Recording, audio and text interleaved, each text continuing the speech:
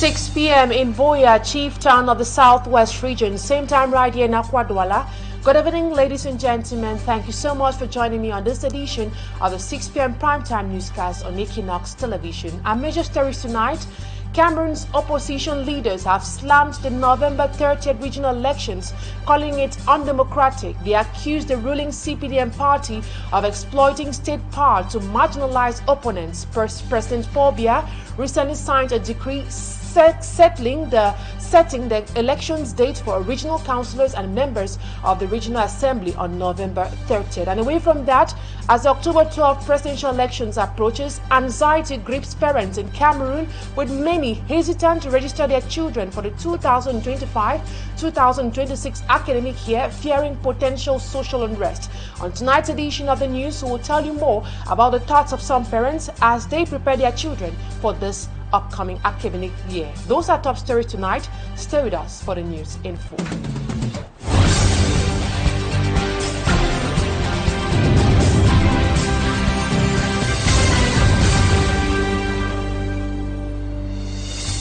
Once more, thank you so much for staying with us on this edition of the 6 p.m. primetime newscast. For presentation, I am Immaculate Fokwe.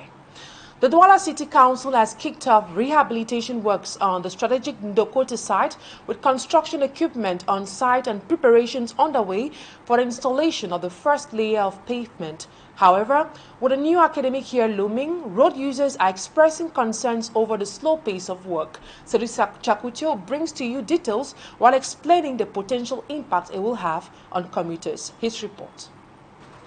Since last Saturday, Ndokoti has a new look. This since the Douala City Council launched rehabilitation works on this strategic site. Construction equipment are already on the way at the beginning of this week. A significant portion of the road has already been done to allow the installation of the first layer. However, the relatively slow pace of the work raises questions among road users. Are they happy to see us walking on foot? I have to walk 1 kilometer before taking a motorbike. It's not normal. Their engines are here, parked. They are not working on the site. They are on their phones. The launching of this work has led to the complete closure of the road on this section. A diversion has been put in place via ESG Pikawit for road users heading towards Dokoti, Logbaba and Nyala.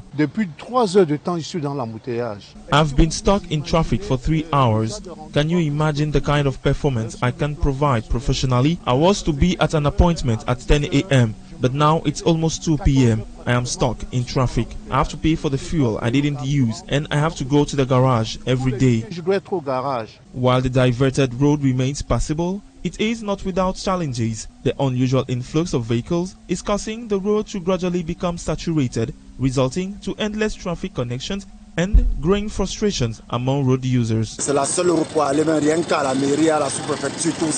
inconvenience is also being felt economically. Businesses located around the construction site are noticing a significant drop in customer traffic. The hole was there and they didn't come to rehabilitate it. It is a week before the start of the school academic year that they saw they could come and fix the road.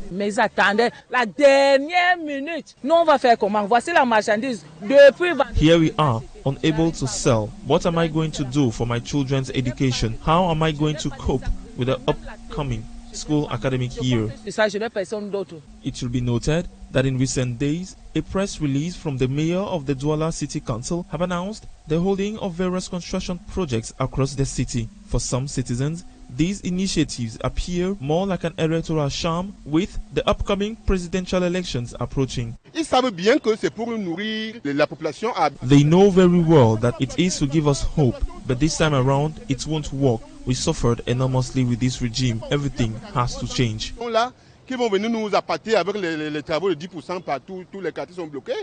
road users along the Ndokoti Logbaba stretch of road are patiently enduring the traffic, those at Feruj Besenge are holding their breath. On September 4th, a new construction site will be launched there according to a press release, resulting in the complete closure of the road at the strategic location.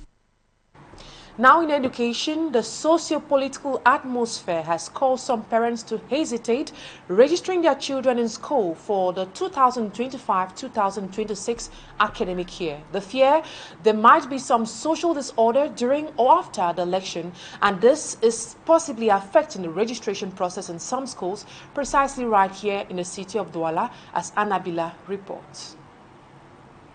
Few days to school resumption, registration procedures have begun in most private educational institutions across the national territory. At Davio Nursery and Primary School, just like at Memory Comprehensive in Bonaberry, the schools are at the peak of their activities. Here in Davio, it is very timid. Parents are not coming. The few that are coming promise to cast later and pay their registration. That things are hard.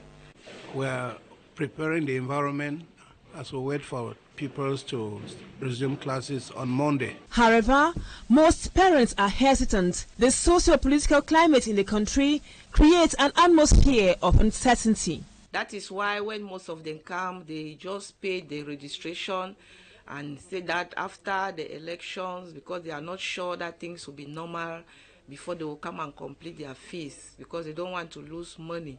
So it is really creating a problem. And most that have not registered are still observing. Some are telling us now, no, the children will start school before they'll see how things will move, then they will come and register them. Telling us that it's only after the elections that they will pay their fees. We're left with no other option than to accept, because you cannot force a parent to pay.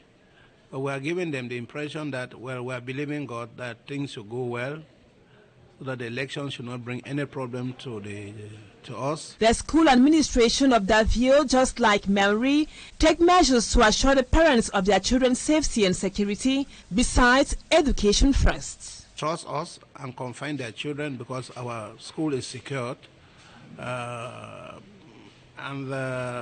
cannot avoid that. You cannot avoid that. Everybody has fear. Everybody has fear. But we are trying to build the confidence, because our school has always given them good results, and we have a secured environment. Nothing can happen without education. In case even there's anything, we know that the children must school. They cannot keep children in the house that they will not go to school because of election. They should come and register them before seeing the next stage to what to do. As the October 12 presidential election approaches, most parents are thinking twice before registering their children for fear of any eventuality. For now, we take things gradually at Memory Bilingual Comprehensive. And in Cameroon's troubled northwest region, several schools remain abandoned. Children are caught between displacement, daily struggles, and lack of safe spaces to study. With resources depleted, families are struggling to prepare for the new school year. Experts warn that without urgent action, an entire generation's future hangs in the balance. Boostella reports live from Bamenda. Cameroon's conflict-hit Anglophone regions, 41% of schools remain shut, leaving more than 223,000 pupils out of class as of June 2025. With less than 5 days to a new school year, parents say poverty and displacement have stripped them of even the chance to prepare. I guess 7 people. See, when we can run now this crisis, they be the worry we school no they go when they were picking a few go school. She don't say the look how we're picking and the people say, oh, manage to grow up picking them way, they don't know book now. Despite years of disruption forcing families to choose between survival and education, children continue to dream. I want to be a doctor. I want to become an engineer. At a back-to-school campaign reaching nearly 2,000 displaced children with books, community leaders warn that denied education risks destroying a generation. These little children, look at them. What have they done to deserve what they are going through? Let's stop what we're doing and promote these children to go to school, because without education, they are nowhere to be found. We shouldn't include them in any whatsoever thing that does not concern them. They are innocent children, and Cameroon needs them. The United Nations vision of education for all feels distant. Across the region, war is mortgaging children's futures. It is the right of every child to be educated, to have free and equitable and inclusive education. It is the role of the government to provide the educational instances where our children would go and receive education. Why would anybody want to stop them? This campaign offers families a symbol of hope, but hope alone is not enough. Experts caution, unless education is defended, not just schools, but an entire generation could be lost. Bostella reporting live from Bamenda. And as the new school year approaches, the Littoral region is setting ambitious goals for the year 2025-2026, prioritizing excellence, innovation and discipline. With a focus on improving results, addressing challenges and embracing technology, education stakeholders are working to make this year a success, as Seri Chakutio tells us. Some days to the beginning of the 2025-2026 school academic year, the sectoral conference held in Douala brought together more than 200 educational leaders to discuss the successful conduct of the 2025-2026 school academic year. The main objective of this sectorial meeting is clear: take stock of the 2024-2025 school academic year in terms of administration, materials and teaching, and to lay the foundations for the beginning of this school academic year, which is on the horizon. Gathered here to launch the school year 2025-2026 concerning secondary education. So we seize this opportunity to congratulate Madam Delegate Regional of Secondary Education and all her collaborators. So they did a wonderful job, because our region were very well behaved during the school year 2024-2025. So as you know, concerning baccalaureate, the Littoral region was first in Cameroon.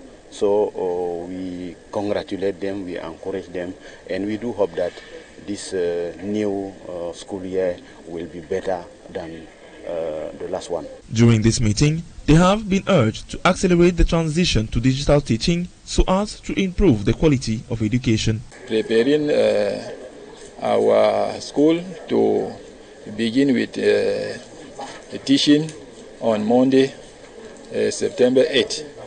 So we are doing all job conformly the text given by our hierarchy.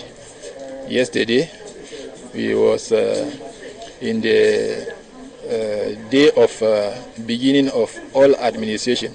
Participants received guidelines so as to intensify digitalization in their schools. While waiting for the 8th of September 2025, teachers are urged to prepare cleanly. Now we talk politics. Opposition political leaders in Cameroon have lambasted the convening of the Electoral College on November 30th for regional elections, qualifying it as democratically unorthodox. They accused the ruling CPDM party of using state powers to systematically exclude its opponents. Fomi Armstrong Sanda with the details. Opposition political leaders in Cameroon described the move as a democratic unorthodoxy. Though legal, Barrister Tamford Richard, Northwest Regional President of the Cameroonian Party for National Reconciliation, says that the move reinforces illegitimacy. You see that if we have to go in for regional elections now, it means that the people who are going to vote are the current councillors and chiefs whose mandate have expired and was prolonged. So you see that the councillors we have today, they don't have the legitimate right as if we had new councillors. And he sees in it an attempt from the ruling CPDM party to confiscate power. They are in an objective of confiscating power. At first, it was sounding as if it was a difficult issue to organize legislative and the presidential elections, because they said it was falling on the same year. So how come that within the presidential election is due to take place on the 12th of October, and you see that immediately after that regional elections have been convened? Why then was it difficult for municipal elections to be organized this year sometime around February or March? He thinks the regional election should have been postponed, like the case of the twin elections, to enable fair play. Nothing stops the president for doing so, but just that he sees that to be an upper hand to be able to backstab. Like him, several Cameroonian political actors, civil society and opinion leaders have gone to the social media to highlight that the government is using state powers to engineer an election schedule that systematically disadvantages its opponents rather than fostering a fair democratic contest. And that's it for this first part of the news. Cameroon Today comes up next.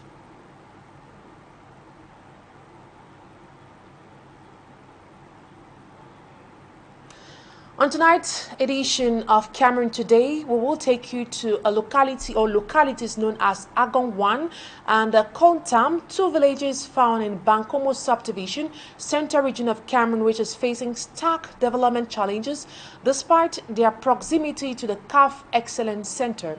Poor infrastructure and lack of power supply plague these communities. Ironically, these villages consistently deliver 100% votes to the ruling party, yet reap no benefits. Smart Jikangebe reports or shed light on this disparity. Heading to Angon 1 in the Bankomo subdivision, within waste time to start facing the difficulties the natives go through on daily basis. The road is one of their major preoccupation. Since it has already degraded, we almost had a mud bath as we moved. Situated not too long from the CAF Excellence Center in Bankomo, Angon 1 village has serious problems with its road network. The existing road has never been rehabilitated. Only the population manage with their hands to ensure that circulation continues. We suffer a lot from the lack of roads. It's already more than 20 years that we've not seen a bulldozer grading our road. Without that, every Thursday, the natives use crude tools to close the potholes. Women also suffer to transport crops harvested to the town. With motorbikes, a lot of accidents happen and people are injured. We plead with the state to help to do some rehabilitation. Education is another key issue for the people of Angon 1 village. The village doesn't have a single school, forcing the kids to cover long distances to study at the neighboring village, Angon 2, which has a private school that is complementing the government primary school in the locality. We cover about 3 to 5 kilometers to school. We don't have a school, no head teacher. We only go to Bankomo. All of the sick too go to Bankomo or Yaoundé. The school is located some 5 kilometers from here at Angon 2. My kids cover 4 kilometers to school, but we can't do otherwise because I, for one, covered 32 kilometers, but they have just 8 kilometers. Let the government see as we are suffering. I suffered, but not my children too. No schools and no teachers too, as they have never seen a recruited teacher sent to the village. We can't boast of 2 teachers in a single cycle, making things difficult and causing the kids to live close to urban centers like Bankomo. At Angon 1, we still have land. If they could give us a school and a health center, we shall be glad. Notwithstanding several calls for government intervention, the people are still waiting for a miracle. We continued our journey to Nkolsam village, which is also located not far from the CAF Excellence Center in Bankomo and just less than 1 kilometer away from the National Road number 3. The village has a key problem: absence of electricity. The pole, which you see erected with cables passing, is not connected to any power. It's been 3 months they came and cut down trees as well as others around in the name of electrifying the village. But 4 months now, I have not seen them again. Meanwhile, their neighbors of Okwa Maria are well equipped. Frustrating enough, the 2 villages have never missed to give 100% to the party in power. Nkolsam doesn't have a school nor a health center. Everything is happening in Bankomo. Angon 1 and Nkolsam villages are good examples of those who are close to church but far from God. And that's how we saw it on tonight's edition of Cameroon Today. Talking Point comes up next.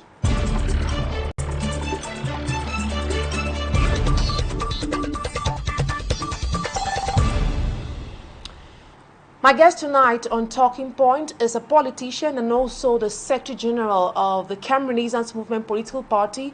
He's known as Chief Barrister Christophe Ndong, and we will be talking about a decree recently signed by the head of state convening the Electoral College. Good evening, Barrister. It's a pleasure having you on Talking Point tonight. Thank you, Madame Immaculate Foge, for taking me on Talking Point. It's a very long time that I last spoke on Equinoxe TV on Talking Point. Thank you very much. Barrister, what are your thoughts on the head of state's convening of the Electoral College to elect regional councillors for the 8 regions and members of the Regional House of Assembly for the 2 English-speaking regions of Cameroon on November 30th, 2025? Well, the decree signed by the head of state, President Paul Biya, convening the electorate for the elections to the regional house is in line with the law. It is the appropriate moment because since 2020, where the house was elected, today it is 5 years and getting to near the time where their mandate will be expiring, 20 days from the date of the expiry of their mandate. And so that decree is a decree in conformity with the law. Now, you say it is in line with the law. Do you think the timing of the regional elections coming after the postponement of municipal and legislative elections suggests a strategic calculation by the ruling party to consolidate its power and maintain control over key institutions? And how might this impact the legitimacy and credibility of the electoral process? The CPDM is very comfortable and the President of the Republic is happy to convene the electorate because they had, first of all, pushed the council and parliamentary elections, which are the elections, if it were held before the presidential election, would have given chance to other political parties to run into the race, because the electorate for this election is the municipal councillors and the chiefs. But since this election was postponed, the government is very happy to come up with that decree to call for the regional elections because they know they have an obvious majority. It is still the majority they had in 2020, which they had to adjourn it to 2026, make it not to hold before the presidential elections. They are very comfortable, and there is nobody that will beat them. They will always come up in their majority because they know they are comfortable where they are. And you know, the mandate of the present council and the regional house will soon expire. So the decree was in line with it, but it is a calculated political plot to exclude major political opposition parties to compete into these regional elections. So as far as I am concerned, the Cameroon Renaissance Movement is concerned, we are not bothered. We have never been bothered since the creation of this structure because we have been cheated. We have been pushed out of the electoral race. And of course, it does not make any interest to us and to Cameroonians because the elections have been won in advance.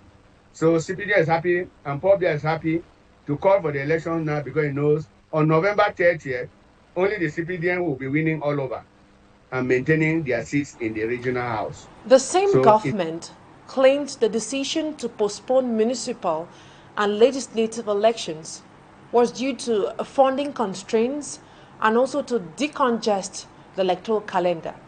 But from your explanation, government is rather carrying out what could be qualified as governance by ambush.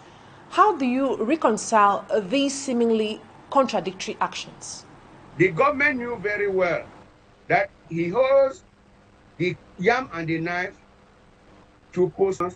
The aim was because if they had done the council and parliamentary elections, they would not be able to win the seats in the regional elections because political parties of the opposition, particularly the Cameroon Renaissance Movement, would have swept all the council seats or 3/4 of the council seats and parliamentary seats, and then will now be favorable now to run for these regional elections.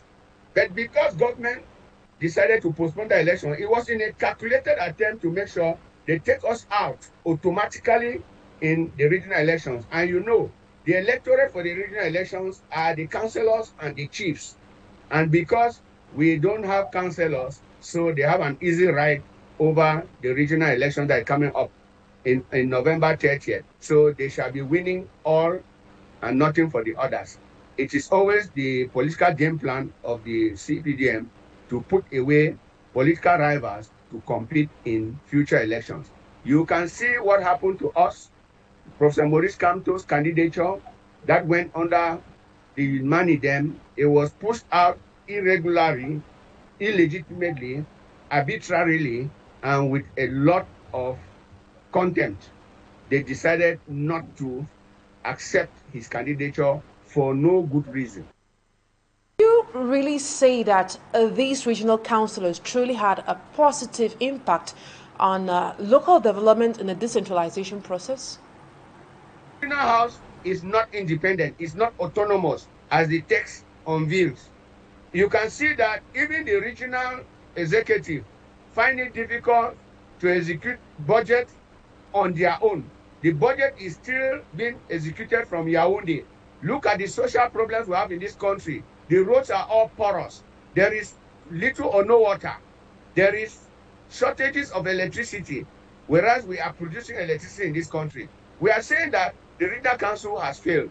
And again, it is a rubber stamp institution which will be put in place on the 30th of November 2025. All of this was done to put CRN out of the race by postponing the council elections of 2024. So it's just a one-man show. We are only waiting, and we say we are serene. We are looking up for further elections in order to participate. Barrister Don Christopher, how can the central administration's grip on the decision-making power be loosened to, let's say, empower regional councillors? Each year, the state budget money that should be disbursed to these structures, these institutions. But the monies are all being embezzled. The monies are not meant for the project for which they were meant at the beginning of the budget session. And right now, once voted, it is stolen left and right. Nobody is responsible. Nobody is there to tell who has chopped money is this amount for this. The physical thing we see daily is the bad roads, the bad state of roads. In fact, the poor sanitary condition of every town in this country. Again, the regional councils themselves are crying of heavy centralization. They have not yet centralized the regional houses in order to act as decentralized regional or community structures. They themselves are suffering. But in as much as they have no autonomy, they cannot speak, they only enjoy themselves in a gentleman's agreement to hold power and chop the money the way they can chop it, because they know they do it with impunity and nobody is there to follow them. CONAC is there. He gives his report every year. Nothing is done. Again, people put complaints against these people for mismanagement, embezzlement, no action. So we are in a stateless law. We're in a state of no respect of law, a state of injustice, a state of abuse of human rights, abuse of society rights. We are, in fact, in a dangerous state of affair. So the system itself has crumbled. It is only living on the crumbs that are there to collect and squeeze the Cameroonians to death. So we are there, poor governance, poor management, poor execution of council areas, and we see it every day. People cry on television. Equinoxe show us every day. The government does not budge. So what do? We are only waiting. There is a day where patience will have its limit. A patient dog, they say eat the fattest bone, but we are patient and cannot eat even the worst bone. So we are saying that this is the state of affairs that we are. Because we are being suppressed by the military, suppressed by gendarmes, police, the armed forces, security forces. We are harmless. We don't have equipment to fight back. we are only crying in and out, and government does not want to help Cameroonians. So all what they are doing will not change the situation. The elections now, 30th November of October, will not change the situation. So we are in a fix. It's only to strategize and see a way out in order to fight and take this government out Barrister of this. Christophe NDONG speaking to us live from the political capital, Yaoundé. Thank you so much for your time. And that's what put a cap to today's edition of the 6 p.m. primetime newscast on Equinoxe Television. Thank you, ladies and gentlemen, for your keen attention. Stay in the company of interesting programs on the best of TV in Cameroon. Have a wonderful evening. Bye-bye for now.